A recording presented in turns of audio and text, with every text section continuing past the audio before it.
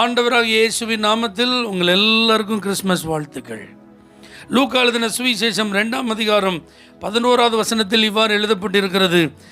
இன்று கர்த்தராகிய கிறிஸ்து என்னும் இரட்சகர் உங்களுக்கு தாவீதின் ஊரிலே பிறந்திருக்கிறார். ஹல்லேலூயா. முதல் கிறிஸ்மஸ் கிறிஸ்துவுக்கு பின் 336ஆம் ஆண்டில் கொண்டாடப்பட்டது. அதற்கு முன்பு வரைக்கும் இதை போல ஒரு டிசம்பர் 25 இயேசு பிறந்த நாளாக யாருமே நிச்சயில செலிப்ரேட் பண்ணலை. இயேசு பிறந்தப்போ இருந்த சூழ்நிலை ரொம்ப கடினமானது. உங்களுக்கு தெரியும், கண்ணின் வயிற்றில் அவர் பிறந்ததுனால அது கொஞ்சம் ரகசியமாய் பாதுகாக்கப்பட வேண்டிய ஒரு சூழ்நிலை. அதே நேரத்தில் குடிமதிப்பு எழுதப்படும்படியாக அவர்கள் தங்களுடைய சொந்த ஊருக்கு கடந்து போக வேண்டும் என்கிற ஒரு நிர்பந்தம். சுமார் 90 மைல் டிராவல் பண்ணணும். கிட்டத்தட்ட 4 நாட்கள் அவங்க என்ன செய்யணும், பயணம் பண்ணணும். நீங்கள் கொஞ்சம் கற்பனை செஞ்சு பாருங்கள், நிறை மாத கர்ப்பிணியா இப்படி ஏதாவது ஒரு ட்ராவல் பண்ணணும் அப்படின்னு நம்ம பிளான் பண்ணோன்னா கண்டிப்பாக அவங்க என்ன சொல்லுவாங்க, நான் வரல அப்படிம்பாங்க. நீங்களும் போக வேண்டாம், நம்ம 2 பேர் இருப்போம், மற்றவங்களை நினச்சிக்கிட்டும் போட்டு. ஆனால் மரியாளால் சொல்ல முடியாது, நான் வரல நீங்களும் போக வேண்டான்ட்டு. ஏன்னா கட்டளை பிறப்பிக்கப்பட்டது ராஜாவால். உலகமெங்கும் குடிமதிப்பு எழுதப்பட வேண்டும். அதனால் கண்டிப்பாக எல்லாரும் அவங்க நாட்டுக்கு என்ன செய்யணும், போயே ஆகணும். ஆப்ஷனே கிடையாது. போன இடத்துல பாருங்கள், ஜன நெருக்கடி, பிரசவ காலம் நெருங்குது, ஆனால் இடம் இல்லை. குழந்தையை பெற்றெடுக்க ஒரு வசதியான வாய்ப்பு அன்னைக்கு இல்லை. அதனால் அந்த குழந்தையை பெற்றெடுத்து அந்த பிள்ளையை துணியில் சுற்றி முன்னணியில் தான் என்ன செஞ்சிருந்தாங்க, கிடத்தியிருந்தாங்க. அதுக்கப்புறம் நடந்ததெல்லாம் உங்களுக்கு தெரியும். ஒரு பரபரப்பான ஒரு சூழ்நிலை. திடீர்னு மேய்ப்பர்கள் வராங்க. எங்களுக்கு தூதன் வந்து என்ன செஞ்சான், ஒரு நற்செய்தியை அறிவித்தான். அவன் சொன்னதுக்கப்புறம் பரமசேனையின் திரள் அவன் கூட தோன்றியது, தேவனை துதித்தார்கள் அப்படின்னு சொல்லி தாங்கள் கேட்ட அந்த செய்திகளெல்லாம் இந்த மரியாதையும் இந்த யோசேப்பையும் சொல்கிறாங்க. ஏன்னா அவங்களுக்கு ஒரு அடையாளம் கொடுக்கப்பட்டிருந்தது. பிள்ளையை துணிகளில் சுற்றி முன்னணியிலே கிடத்தியிருக்க காண்பீர்கள். அவங்க ரொம்ப அவசரமாக வராங்க. பிறந்த அன்னைக்கு வந்தாங்களா, 2-3 நாள் கழிச்சு வந்தாங்களா, நமக்கு என்ன செய்யாது, தெரியாது. ஆனால் அவங்க அந்த பிள்ளை துணியில் சுற்றி முன்னணியில் கிடத்தியிருக்க கண்டார்கள். அப்போ தேவதூதன் சொன்னது, அவங்க பார்த்தது எல்லாமே அவங்களுக்கு ஆச்சரியமாக இருந்தது. அப்போ அந்த தேவதூதன் மூலமாய் சொல்லப்பட்டதெல்லாம் அவங்க அந்த பெற்றோர்கிட்ட ஷேர் பண்ணுறாங்க. அவங்களுக்கு அது தாங்க முடியாத மகிழ்ச்சி. அடுத்து ஒரு அதிர்ச்சியான செய்தி வருது. 2 வயதுக்கு உட்பட்ட குழந்தைகள் எல்லாம் என்ன செய்யணும், கொலை செய்யப்பட வேண்டும். இப்போ ஆண்டவர் யோசேப்புக்கு சொப்பனத்தின் மூலமாக எச்சரிப்பு கொடுக்குறாரு, நீ எழுந்து எகிப்துக்கு போ, அங்கேருந்து திரும்பி இந்த பெத்லகேமுக்கு என்னச்சு நீ வா, இப்படிலாம் கைட் பண்ணுறார். இப்படி ஒரு பரபரப்பான ஒரு சூழ்நிலை. அதனால் இந்த ரெக்கார்டிக்கலாக எதுவுமே எழுதப்படுவதற்கு வாய்ப்புகள் இல்லாமல் போய்விட்டது. ஆனால் இயேசுவோடு கூட இருந்த சீஷர்களில் ஒருவரான மத்தேயு, அதுக்கப்புறம் ஆண்டவரை உறுதியாய் பின்பற்றின ஒரு வைத்தியனாகிய லூக்கா, நல்ல தரமான தகவல்களை நல்ல விசாரித்து எக்ஸாக்டாக ரிப்போர்ட் கொடுக்குற ஒரு நல்ல கிருபை பெற்ற மனிதர் அவர். இவங்க 2 பேரும் நேரடியாக கேட்ட அந்த உண்மையான தகவல்களின் அடிப்படையில் தான் சுவிசேஷங்களில் இயேசுவின் பிறப்பு பதிவு செய்யப்பட்டது, பரிசுத்த ஆவியானவருடைய உதவியோடு. அல்லேலூயா. இயேசு வாழ்ந்த நாட்களிலும் யாரும் அவருடைய பிறப்பு என்ன செய்யலை, கொண்டாடலை. இயேசுவின் மரணம் மற்றும் உயிர்த்தெழுதலுக்கு பின்பு அவருடைய சீஷர்களாய் அப்போஸ்தலர்களாய் ஊழியம் செஞ்சு உலகத்தையே கலக்கினவர்களும் இந்த பிறப்பை என்ன செய்யலை, கொண்டாடவில்லை. ஆனால் சூழ்நிலை நிமித்தம் ரோமர்கள் ஆட்சி புரிந்து கொண்டிருந்த அந்த காலத்தில் கான்ஸ்டன்டைன் என்கிற அந்த ரோம ராயன் அவன் மனம் திரும்பி ஒரு கிறிஸ்தவனாக மாறினதுனால தாங்கள் அதுவரை வழிபட்டு வந்த சூரிய கடவுளுக்கு ஒரு பெரிய பண்டிகை, அது ஒரு 12 நாளாக என்ன செய்வாங்க, கொண்டாடுகிற ஒரு பெரிய பண்டிகை, சந்தோஷமாக அவங்க செலிப்ரேட் பண்ணுற முக்கியமான ஒரு பண்டிகை. அப்போ அந்த பண்டிகையை ஸ்டாப் பண்ணிவிட்டு கண்டிப்பாக செலிப்ரேஷன் வேணும். செலிப்ரேஷன்னா யாராவது வேண்டாம்னு சொல்லுவோமா? இன்றைக்கி கிறிஸ்மஸ்ன்னு வந்திருக்கோம், கேக்கெலாம் வெட்டக்கூடாது, புது ட்ரெஸ் எல்லாம் போடக்கூடாது, சர்வீஸுக்கெல்லாம் போகக்கூடாது அப்படின்னா உங்களால் இருக்க முடியுமா? ஏற்கனவே ஒரு கொண்டாட்டத்தில் அப்படியே பல வருஷமாக காலகாலமாக தலைமுறையாக பழகிட்டு வந்த நாம் இனிமேல் நோ மோர் செலிப்ரேஷன் அப்படின்னா எப்படி இருக்கும்? கஷ்டமாக இருக்கும்ல. அதனால தான் கான்ஸ்டன்டைன் பார்த்தான், இங்கே வாங்க, நம்ம இனிமேல் சூரிய கடவுளுக்கு என்ன செய்ய வேண்டாம், ஃபெஸ்டிவல் செலிப்ரேட் பண்ண வேண்டாம், ஜீசஸை என்ன செஞ்சிடும், செலிப்ரேட் பண்ணும். அல்லேலூயா. அதனால் இந்த டிசம்பர் மாதம் 25ஆம் தேதியை அவன் அந்த குறிப்பிட்ட நாள் ஒரு பண்டிகை நாளாக கொண்டாடுவதற்கு என்ன செய்தார், தீர்மானித்து முதல் கிறிஸ்மஸ் கிபி 336ஆம் ஆண்டு கொண்டாடப்பட்டது.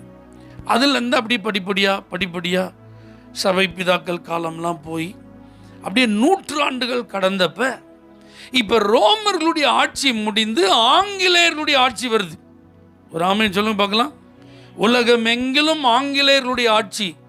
ஆங்கிலேயர்கள் எல்லாரும் கிறிஸ்தவர்கள்.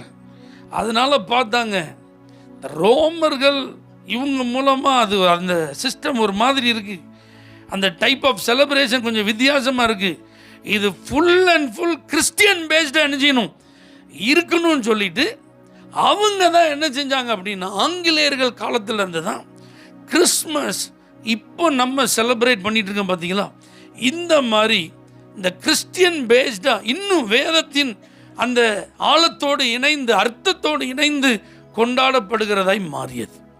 அதிலும் குறிப்பாக 1802 வருஷம் ஒரு மனிதர் ஒரு புக் எழுதினார். அல்லேலூயா. இந்த கிறிஸ்மஸை பற்றி, இந்த கிறிஸ்மஸ் அதனுடைய சிறப்புகள், அவர் பேர் சார்ல்ஸ். அந்த நூல் மிக பிரபலமாக மாறினதுனால கிறிஸ்மஸ் குறித்த அரிய தகவல்கள், மிக முக்கியமான காரியங்களெல்லாம் அறிந்து அதுக்கப்புறம் மக்கள் இன்னும் சிறப்பாக அதை என்ன செய்ய ஆரம்பித்தாங்க, கொண்டாட ஆரம்பித்தாங்க.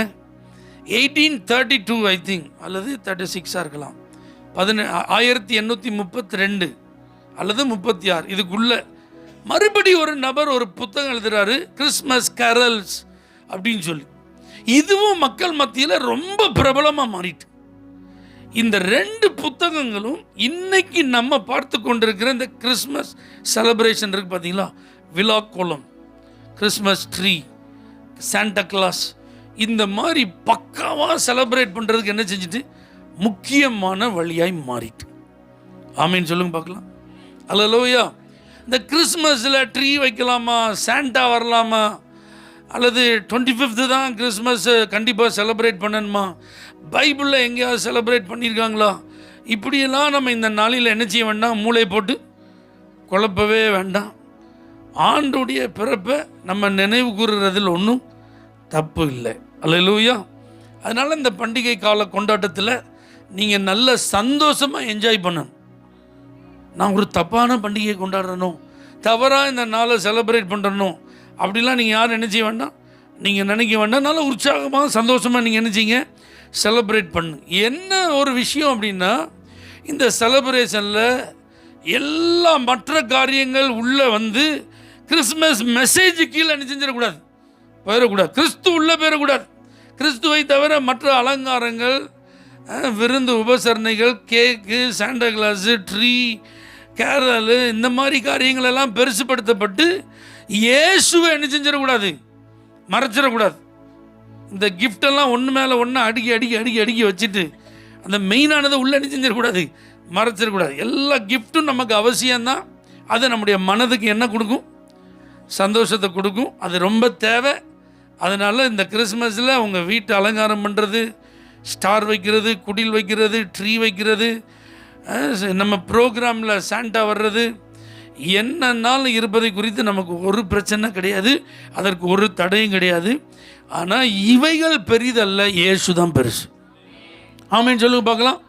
அப்போ இயேசு இந்த பூமியில் பிறந்தபோது முதலாவது தேவ சித்தம் மனுக்குலத்திற்கு வெளிப்பட்டது. ஆமேன் சொல்லுங்க பார்க்கலாம். இன்று கர்த்தராகிய கிறிஸ்து என்னும் இரட்சகர் உங்களுக்கு தாவீதின் ஊரிலே பிறந்திருக்கிறார். உங்க வாழ்க்கையிலையும் என் வாழ்க்கையிலையும் நாம் வாழ்கிற இந்த உலகத்தை குறித்த காரியங்களை குறித்தும் தேவன் என்ன நோக்கமுடையவராக இருக்கிறார், அவருடைய சித்தம் என்ன என்பதை வெளிப்படுத்தவே இயேசு இந்த பூமியில் பிறந்தார். அல்லேலூயா.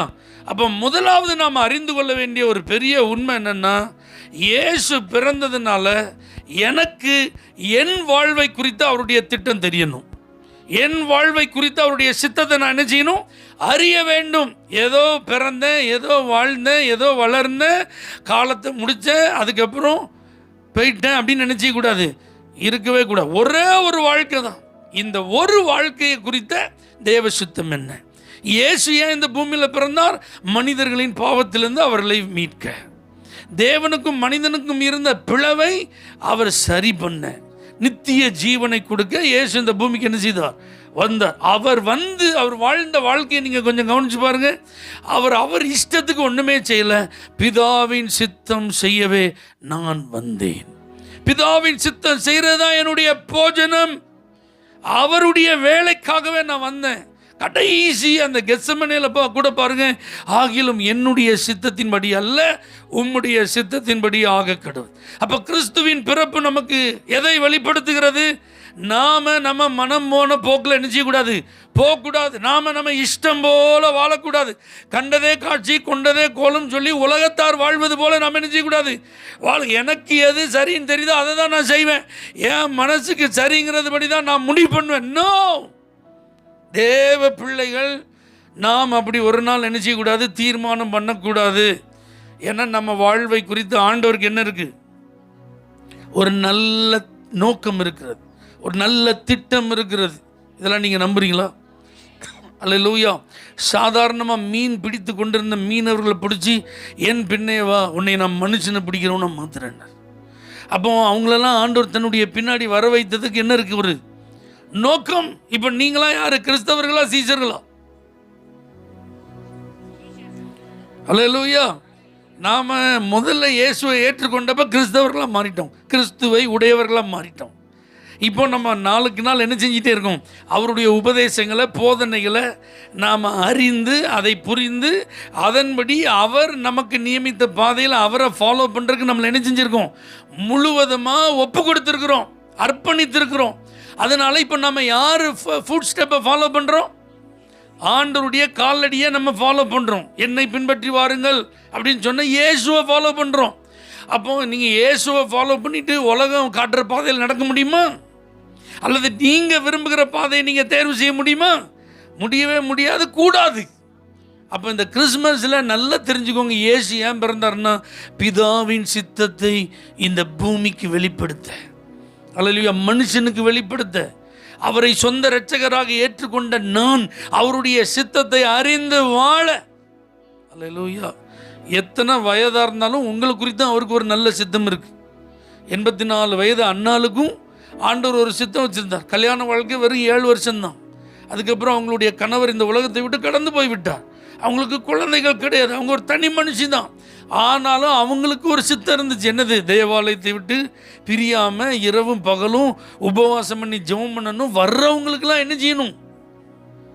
இயேசு கிறிஸ்துவ குறித்து என்ன செய்யணும்? சொல்லணும், தீர்க்க தரிசனம் சொல்லணும். வரப்போகிற மேசியாவை குறித்த தகவல்களை சொல்லி அவங்களை என்ன செய்யணும்? ப்ரிப்பேர் பண்ணணும். அதுதான், ஐயா என் வாழ்க்கையே போச்சு, என் கணவர் போயிட்டார், எனக்கு ஃபேமிலி இல்லை, எனக்கு பிள்ளைகள் இல்லை, நான் யாரும் இல்லாத ஒரு தனி மனுஷி, என் வாழ்க்கை இப்படி என்ன செஞ்சுட்டு இருளாயிட்டு, என்னால் என்ன செய்ய முடியும்னு அந்த அம்மா வீட்டுக்குள்ளே என்ன செய்யலை? முடங்கி கிடக்கவில்லை. காரணம், அவங்களுக்கு தேவ சித்தம் என்னங்கிறது தெரிஞ்சிருந்தது. அதனால தான் அவர்கள் தன்னுடைய வாழ்வில் இருந்த இழப்பை அவங்க பெருசாக பார்க்கல, அவங்க தனிமையை அவங்க பெருசாக நினைக்கல, அவங்க வாழ்க்கையில் இல்லாத காரியங்களை குறித்து அவர்கள் குறை கூறவில்லை. அவர்கள் ஒவ்வொரு நாளும் தேவாலயத்தில் சந்தோஷமாக இருந்தாங்க. ஒவ்வொரு நாளும் தேவனை துதித்து கொண்டு வருகிற ஆட்களுக்கெல்லாம் பிரயோஜனமாக இருந்தாங்க, மற்றவர்களுக்கு ஆசீர்வாதமாக இருந்தார்கள். ஆமீன் சொல்லுங்க. 100+ இருக்கிற சிமியோன் 100 வயதுக்கு மேலே, 100 வயசுக்கு மேலே உள்ள ஆளை வச்சுட்டு என்ன செய்ய சொல்லுங்க? 60 வயசுக்கு மேலே உள்ள ஆளை வீட்டில் வச்சுட்டு என்ன செய்ய முடியல? ஏன் சமாளிக்க முடியல பார்த்தீங்களா? ஏன்னா 60 வயசு தாண்டிட்டாலே முதல் குழந்தை பருவம்ட்டாங்க. குழந்தைகள் என்ன செய்யும்? சேட்டை பண்ணும், அடம் பிடிக்கும், சொன்னதே சொல்லும். சின்ன பிள்ளை மாதிரி தான் என்ன செய்யும்.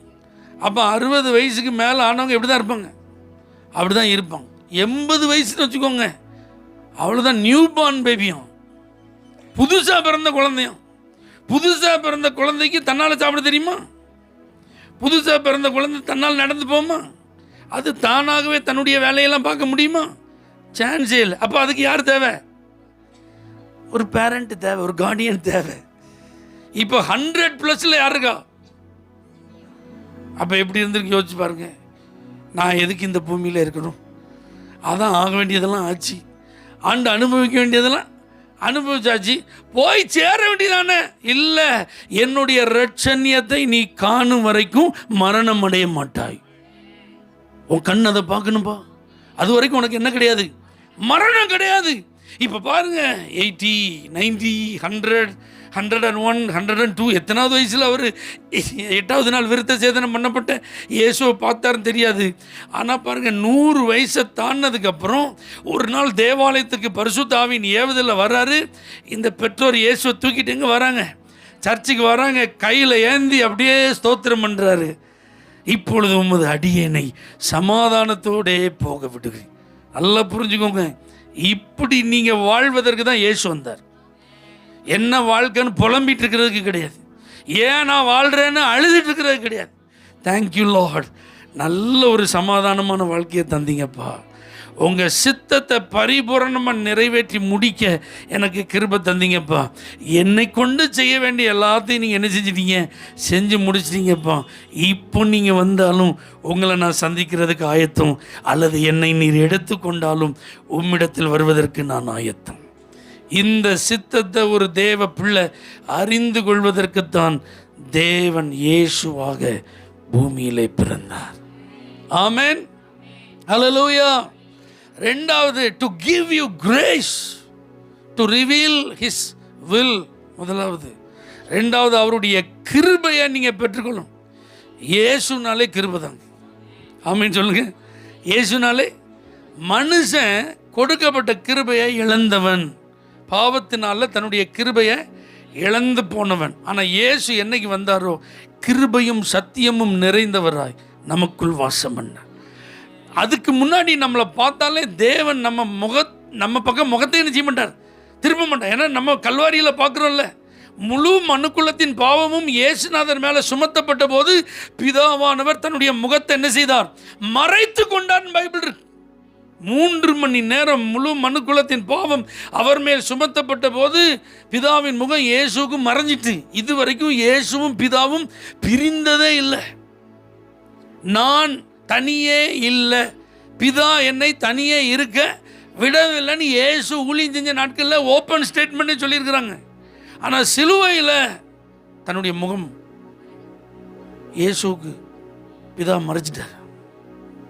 அதுக்கப்புறம் முழுசும் அவர் சுமந்து தீர்த்த பிறகுதான் முகம் தெரிஞ்ச உடனே தான் கதறார், என் தேவனே என் தேவனே ஏன் என்னை கைவிட. அப்போ பாவம் செஞ்ச ஒரு நபரை பிதாவால் என்ன செய்ய முடியாது? பார்க்க முடியாது. அந்த மனுஷன் பிதாவையும் என்ன செய்ய முடியாது?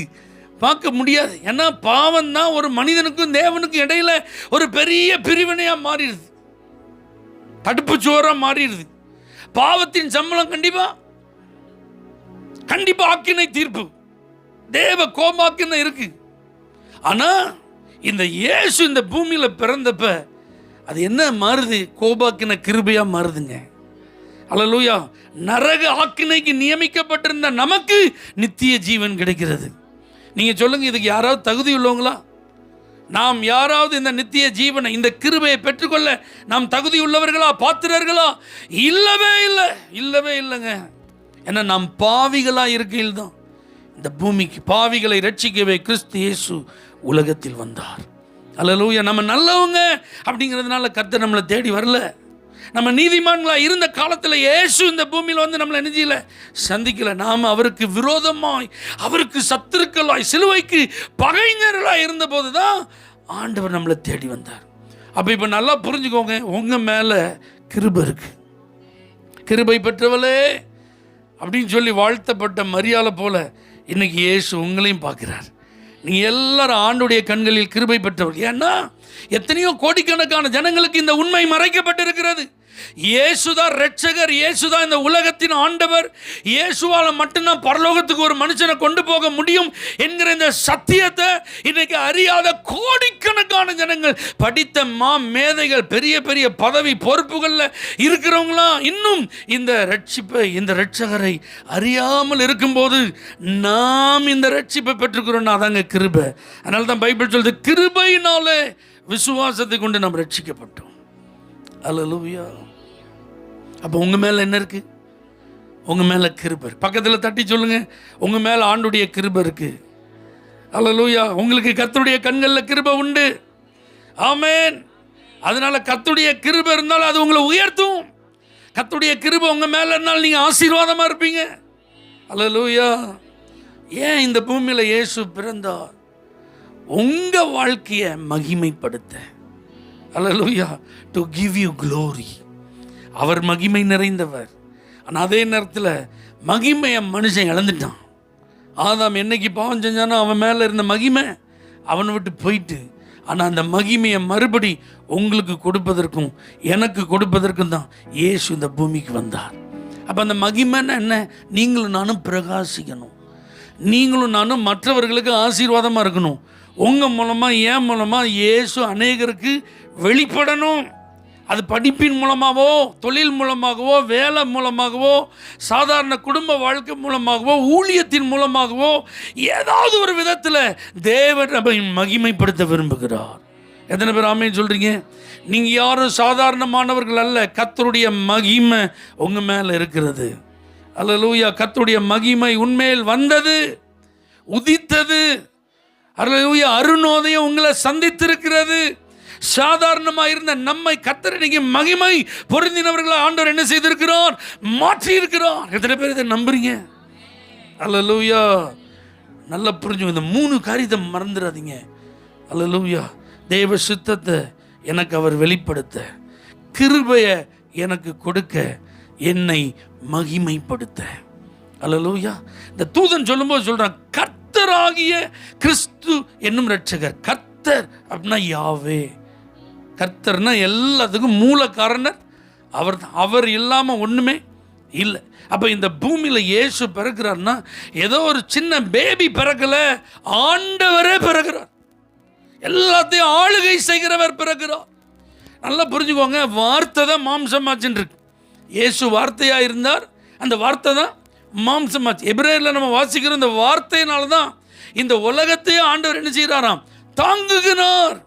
அப்போ உலகத்தையே தாங்குகிற ஒரு தேவன் ஒரு மனுஷனாக இந்த பூமியில் என்ன செய்தார்? பிறந்தார். ஆமென் சொல்லுங்க பார்க்கலாம். அப்போ அவர் கர்த்தர் அப்படின்னா உங்கள் வாழ்க்கைக்கு அவர் தான் ஆண்டவர். உங்கள் வாழ்க்கைக்கு நீங்கள் ஓனர் கிடையாது. உங்கள் பாடிக்கு நீங்கள் ஓனர் கிடையாது. உங்கள் ஃபேமிலிக்கு நீங்கள் ஓனர் கிடையாது. உங்கள் பிஸ்னஸ்க்கு நீங்கள் ஓனர் கிடையாது. உங்கள் ஜாபுக்கு நீங்கள் ஓனர் கிடையாது. உங்கள் எல்லாத்துக்கும் யார் தான் ஓனர்? ஆண்டவர். அவர் தான் கர்த்தர். நல்லா புரியும். அவரை கர்த்தர்னு நீங்கள் விட்டுட்டு அவர் பின்னாடி போனீங்கன்னா, அவர் கர்த்தர்னா என்னெல்லாம் ஜீவர் தெரியுமா? சிருஷ்டிப்பார். இல்லாததை இருக்கிறது போல் அழைப்பார். ஒன்றும் இல்லாமலேருந்து புதுசாக ஒன்று உருவாக்கிடுவார். நல்லா கவனிங்க. இயேசு இந்த பூமியில் வாழ்ந்த நாட்களில் கடலில் நடந்து வராருங்க. எல்லாம் நடந்து வர்றார், கடலில் நடந்து வரார். நீங்கள் பைபிளில் வாசிக்கிறீங்களா? ஒரே ஒரு வசனம் யோபுவின் புஸ்தகத்தில் இருக்குன்னு நினைக்கிறேன். 9ஆம் அதிகாரம் 8வது வசனம். அவர் ஒருவரே வானங்களை விரித்து சமுத்திர அலைகளின் மேல் நடக்கிறவர். யோபு சொல்லும்போது இயேசு பிறக்கல, அது பழைய ஏற்பாட்டு காலத்தின் அந்த துவக்க காலம். அல்லேலூயா. அவர் ஒருவர் தான் எதில் நடக்கிறவரா? சமுத்திர அலையில் நடக்கிறவர். அதை யார் ப்ரூவ் பண்ணி காட்டினா சொல்லுங்க? இயேசு இந்த பூமியில் வந்து காட்டினார். கர்த்தர்னா உண்டாக்குறவர். ஒரு மனுஷனுக்கு கண் பார்வை ஆண்டவர் கொடுக்கும்போது என்ன செய்கிறாரு? கீழே எச்சிலை உமிழ்ந்து அதில் சேர் உண்டாக்கி அதில் என்ன செய்கிறாரு? ஒரு சின்ன உருண்டை மாதிரி எடுத்து மண்ணை வைக்கிறாரு. மண்ணு கண்ணா மாறிட்டு. ராமே சொல்லுங்க பார்க்கலாம். ஏன்னா அவர் யாரு? கர்த்தர். அவர் சிருஷ்டிகர். அப்போ அவரால் செய்யக்கூடாத அதிசயமான காரியம் ஒன்றுமே இல்லைங்க. இந்த கிறிஸ்மஸில் இதான் உங்களுக்கு குட் நியூஸ். இவர் உங்களுக்கு லார்ட் ஆஃப் லார்ட்ஸாக இருந்தா, உங்கள் வாழ்க்கையில் கர்த்தாதி கர்த்தராய் இவர் இருந்தால் உங்கள் வாழ்க்கையில் எல்லாம் உண்டாகும். புதிதாக கர்த்தர் சிருஷ்டிப்பார். இல்லாததெல்லாம் இருக்கிறதா இனிமேல் மாறப்போகுது. எத்தனை பேர் ஆமேன்னு சொல்கிறீங்க? அல்லேலூயா. கர்த்தருடைய சிருஷ்டிப்பின் வல்லமை உங்கள் வாழ்க்கையில் வெளிப்படும். எதெல்லாம் உங்களுக்கு பிரச்சனையாக இருக்கோ அதெல்லாம் அவர் காலுக்கு கீழே தான். எதெல்லாம் உங்களுக்கு பாதிப்பாக பயமாக இருக்கோ எல்லாம் அவருடைய கட்டுப்பாட்டுக்குள்ளே தான். அவரை மீறி எதுவுமே ஒன்று என்ன செய்ய முடியாது, செய்யவே முடியாது. நீங்கள் பயப்படவே வேண்டாம். எல்லாம் அவர் கட்டுப்பாட்டில் தான் இருக்குது. காலம் அவர் கட்டுப்பாட்டில் இருக்குது. ஆமென். இயற்கை அவர் கட்டுப்பாட்டில் இருக்குது. மனிதர்கள் அவருடைய கட்டுப்பாட்டில் தான் இருக்கிறாங்க. உங்களை சுற்றின அத்தனை சரௌண்டிங்ஸும் யார் கட்டுப்பாட்டில் தான் இருக்குது? ஏன்னா அவர் வானாதி வானங்களை உண்டாக்கினவர். ஒரே ஒரு வார்த்தை தான் சொன்னார், எல்லாம் வேலை செஞ்சிட்ருக்கு, கரெக்டாக வேலை செஞ்சிட்ருக்கு. சூரியனை பார்த்து என்ன சொன்னாரோ அது இன்றைக்கி வரைக்கும் அது வேலை செய்யுது. நட்சத்திரங்களை பார்த்து என்ன சொன்னாரோ இன்றைக்கி வரைக்கும் அது வேலை செய்யுது. பூமியை பார்த்து ஆண்டவர் என்ன சொன்னாரோ இன்றைக்கி வரைக்கும் கரெக்டாக செஞ்சிட்ருக்கு. அதை மாதிரி உங்கள் உடம்புல ஏதாவது சரியில்லைன்னா அதை பார்த்து கர்த்தர் பேசுவார். அல்லேலூயா. பேசினார்னா சரியில்லாததெல்லாம் சரியாயிடும். அப்போ இந்த ஆண்டவருக்கு நீங்கள் அவர் கர்த்தர்னு நீங்கள் முழுசாக என்ன செய்யணும், இடம் கொடுக்கணும். அடுத்தது பாருங்கள், கிறிஸ்து அப்படின்னா அபிஷேகம் பண்ணப்பட்டவர், மேசியா, நியமிக்கப்பட்டவர். அப்போ உங்களுக்காகவே அவர் அபிஷேகம் பண்ணப்பட்டிருக்கிறார். வேறு யாருக்கும் நினச்சிடாதீங்க, உங்களுக்காக தான். அப்போ உங்களுக்கான முழு பொறுப்பு யார்கிட்ட இருக்குது? அவர்கிட்ட. ரட்சகர்னா நமக்கு தெரியும், பாவத்திலேருந்து மனுஷனை ரட்சிக்கிறது. அப்போ இந்த உண்மையை அறியாத நபர் யார் இருந்தாலும் அவங்கள பார்த்து சொல்லுவோம், உங்களுக்கு தான் அவர் பிறந்திருக்கிறார். நீங்கள் நினைக்காதீங்க அவங்க கிறிஸ்தவர்களுக்கு தான் பிறந்திருக்கிறார்னு. இயேசு உங்களுக்கு தானே செய்திருக்கிறார். இந்த உண்மையை தெரியாதவங்களுக்கு இன்றைக்கி அட்லீஸ்ட் ஒரு நபருக்காவது நாம் சொல்லணும். முதல்ல நீங்கள் தெரிஞ்சுக்கோங்க, உங்கள் வாழ்வில் அவர் தம்முடைய சித்தத்தை வெளிப்படுத்த, தம்முடைய கிருபையை உங்களுக்கு கொடுக்க, அவருடைய மகிமையினாலே நீங்கள் மகிமைப்படுத்தப்பட இயேசு பிறந்தார்.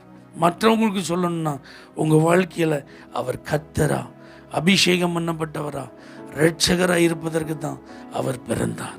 அப்போ நமக்கும் இந்த இயேசு, மற்றவர்களுக்கும் இந்த இயேசு. நமக்கு ஏற்கனவே அவர் கிடைச்சிட்டாரு.